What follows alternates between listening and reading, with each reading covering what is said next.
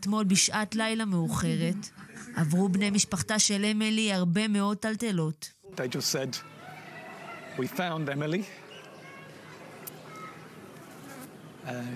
She's dead. And I went, yes! And smiled. Because that is the best news of the possibilities that I knew.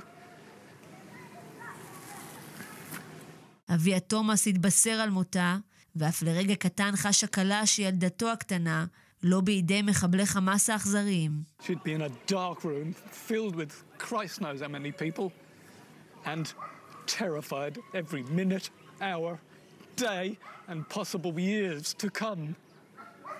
So death was a blessing. אבל אז הגיעה ההודעה מהצבא על כך שאמילי נחטפה. A roller coaster of emotions from understanding one thing and then finding out another.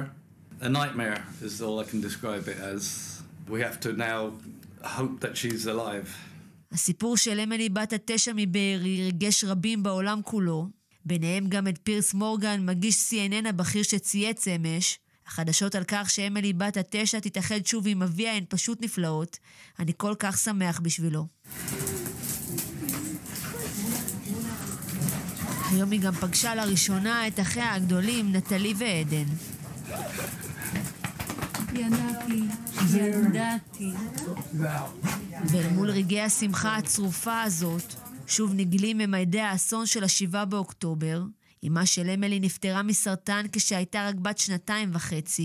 מי שגידלה אותה הייתה נרקיס, גרושתו של אביה תומאס, שנרצחה באותה שבת ארורה.